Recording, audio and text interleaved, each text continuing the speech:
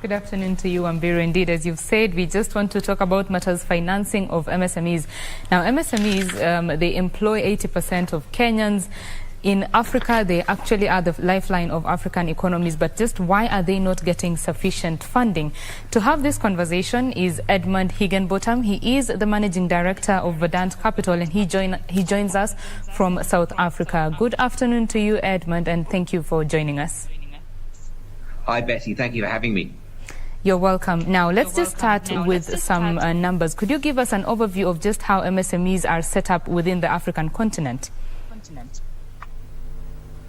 You know, I think you hit the nail on the head, Betty. There's not a lot of data in terms.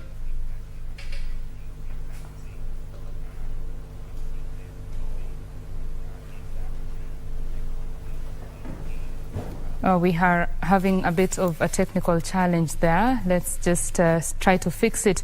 And in the meantime, we shall be getting back to that interview with Edmund Higenbottam. He is the managing director of Verdant Capital, and we are talking about matters MSMEs. We now want to get back to that particular interview on matters financing structures for MSMEs. As I had said earlier, MSMEs are the lifeline of the economy in Africa, but the MSMEs are not getting sufficient funding.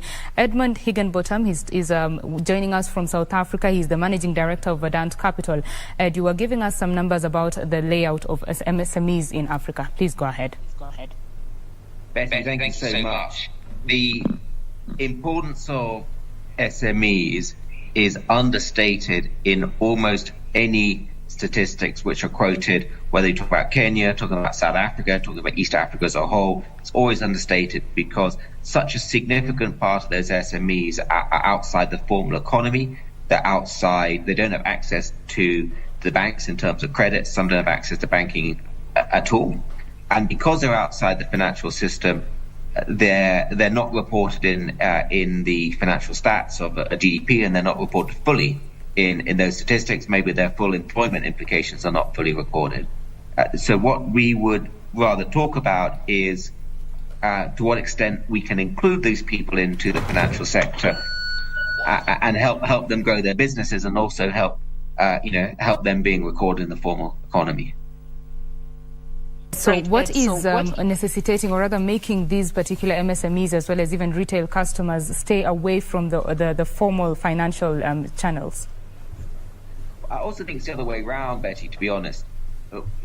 Why would you extend credit in relatively small amounts to a small business? Why as a bank would you extend credit to a small business, relatively small amounts? It costs you money to appraise the loan, the creditworthy of the customers. It costs you money to disperse the amount. It costs you money to collect that cash. Is an expensive process if you are a traditional bank or even a traditional microfinance bank. So the question is, why would you extend credit as a traditional financial services player? And perhaps the solution for these micro entrepreneurs and these small businesses falls outside traditional banks. Right. So what can be done now to bring them into the system? Ed, if you can hear me there. No, I hear you clearly. The 2010s was a period of very rapid evolution in terms of interesting and exciting technologies in terms of the financial ecosystem, or the plumbing of the financial sector. So things like mobile wallets, mobile payments, how you collect, aggregate and analyze data, financial data and other data. And to us, that's an ecosystem. That's like the building blocks, that's the rails. And what's really exciting is over the last 5-7 years, there's a lot of businesses which are building on that ecosystem and building on that rails to deliver financial products to micro and small businesses, particularly credit. Credit clearly every company in the world needs credit, whether you're a small company, a big company, medium-sized company, whether you're in Kenya, Africa, Asia, Brazil, UK, US. All these companies need credit. So that technology's changed the ecosystem, and now these fintech businesses, these fintech lenders and other tech-enabled lenders are building on that to include these small businesses into the credit economy. Right. Of course, the role of technology has been very important in terms of just increasing penetration in this sector. I mean, the sector in Kenya literally grew faster than the legal system surrounding that sector. Right now is when the central bank is coming up with, ways to regulate this sector, but at least they are catching up. Now, for these businesses, if they are looking to access funding and even scale beyond just being MSMEs, how do you suggest they go about it, and what are the available tools? We like a variety of base in terms of our businesses. Our business is not investing in the SMEs directly or the micro entrepreneurs directly. Our business is investing in these microfinance institutions, investing in these new tech-driven businesses, which then in turn blend into the micro and the SMEs. And what we're looking for at the moment is finance companies, microfinance companies who have a very specific product, and that product is scalable. It's got a large addressable market. That product has lots of built-in reasons why it's a good credit. So look at, for example, the border financing businesses. The loans are secured against the bike. The guy is going to use the border to earn money every day taking passengers. So there's no, and he can do that every day.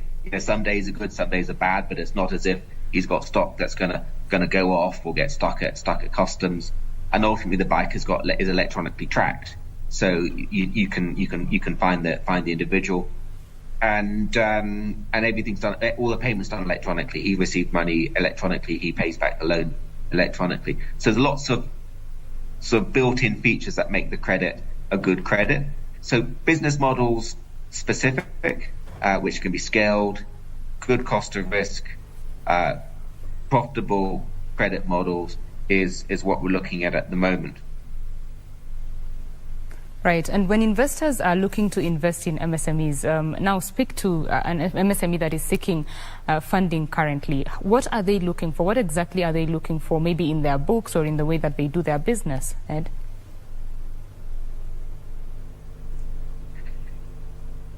I think the direction the market's going in is to have more standardization of credit products. So have different products for different types of customer.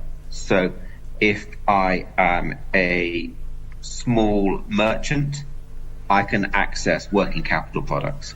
So do I fit a 15-day working capital cycle loan? Do I fit a 90-day loan? Some customers will fit the 15 days because they're larger, they've built up a credit history of that particular institution, and some will only fit the 15 or 30-day. And so you as a finance company, you're looking to build replicable credit products which fit a specific audience, a specific type of micro entrepreneur, and that's a scalable product. And you build each of these products successfully, and over time you look at adding on additional credit products which fit your core strength as a lender.